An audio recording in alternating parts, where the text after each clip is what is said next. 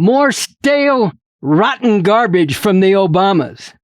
This is Bob Avakian, Revolution number 78. Despite the enraptured delirium of the zombified delegates at the Democratic Party convention, and some not attending the convention, the much anticipated speeches by Michelle and Barack Obama at that convention were a warmed over serving of fetid food for foolish thought, which was poisonous when it was first served up years ago now, and has turned especially rancid with time and intensifying circumstances. Both speeches involved worn-out, pretentious yet puny populism, attempting to portray the difference between Democrats and Republicans as defined by the fact that Democrats are compassionate and hard-working middle-class people, as opposed to privileged and pampered rich people like Donald Trump and the Republicans. Among other things, this was a rather crude attempt to slide over the fact that the Democrats, as well as the Republicans, have the backing of very wealthy capitalists, including a number of billionaires. And most fundamentally, even with their very real and now very deep and bitter differences, both Democrats and Republicans are ruling class parties of the capitalist imperialist system. At the same time, the Obamas, and Barack in particular, made a determined effort to downplay and distort the very real differences,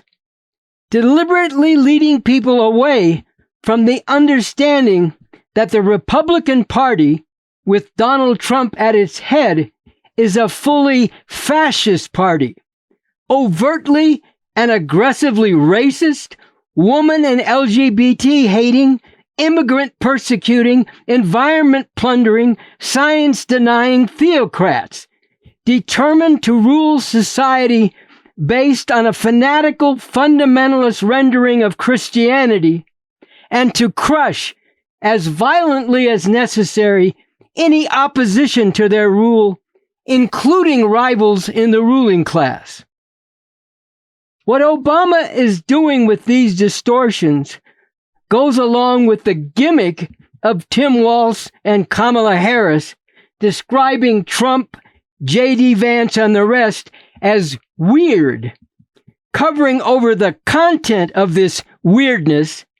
downplaying the danger of what these fascists are actually all about. Once again, we heard from Barack Obama, the tired-out trash, that it is important to listen to and to try to understand these fascists, when experience has repeatedly shown that these fascists are perfectly happy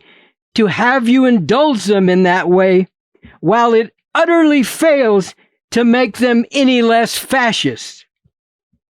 This poisonous nonsense, and worse, is not new with Barack Obama. He has been pushing this narcotic delusion for decades, going back at least to his 2004 speech at the Democratic Party convention that year, with his insipid insistence that there are not the red states of America and the blue states of America, there is only the United States of America. That mind-deadening drivel served then to disorient people regarding the very real danger of the fascism that was already gaining strength at that time. And now it serves to disarm decent people in the face of a far more developed, determined, powerful, and viciously aggressive fascism. Why do the Democrats avoid calling out the actual fascist nature of Trump and the Republicans? Because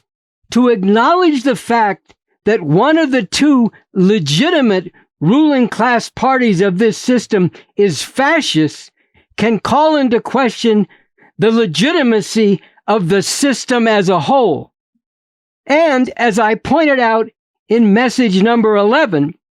the Democratic Party is deathly afraid of mobilizing masses of people in the way that would be necessary to decisively defeat the fascists,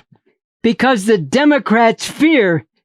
that this could lead to things getting all out of control, threatening their whole system. Meanwhile,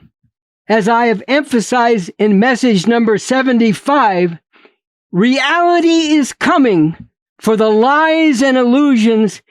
being spread by the likes of the Obamas and the Democrats as a whole. There is the very real danger posed by the fascists, and those hypnotized by the Obamas will be woefully unprepared to deal with this. Even more fundamentally, along with all the terrible and unnecessary suffering the system of capitalism, imperialism continually imposes on the masses of humanity, this system, with its ongoing and accelerating destruction of the environment and the serious danger of direct warfare between nuclear-armed capitalist imperialist powers, poses a serious threat to the future and the very existence of humanity. The glazed-eyed throngs of the Democratic Party convention, with their public display of popular idiocy, and all those who get taken in by the Democrats, are being set up for a rude awakening. As demonstrated by the Obamas and other leading Democratic Party politicians, including Kamala Harris and Tim Walz,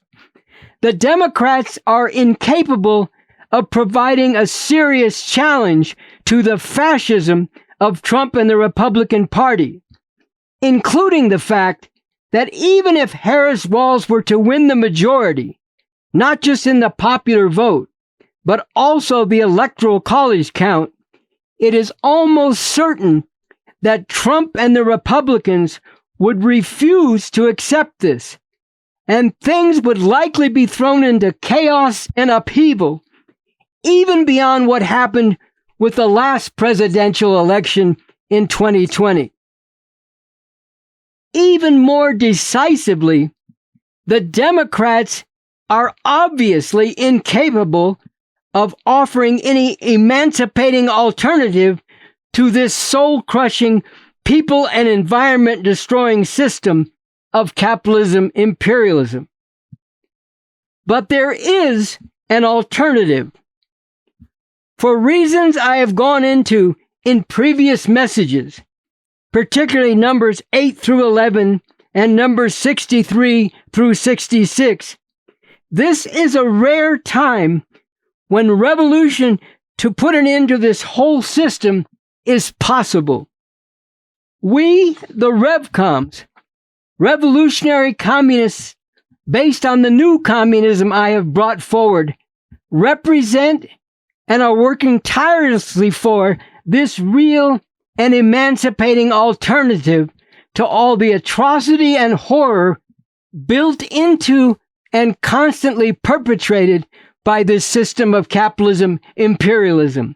Above all, American capitalist imperialism. We are working for an actual revolution to overthrow this monstrosity of a system. Right in this time we are living in now, right in this country, which is the main source of all the unnecessary suffering and madness that people here and throughout the world are subjected to. It is time to get with this revolution. Get with the Revcom Corps for the Emancipation of Humanity, and become part of the organized and determined forces seriously working for the real revolutionary alternative. It is time to bring into being a fundamentally different, far better, truly emancipating and uplifting system and way of relating to each other, and finally become fit caretakers of the earth. A final note. For anyone who wants to get more fully into why there is a wave of fascism around the world as well as within this country,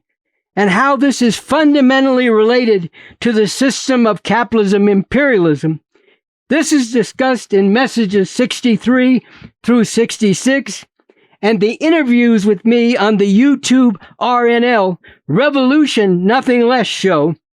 as well as a number of other works of mine that are available at revcom.us, including Something Terrible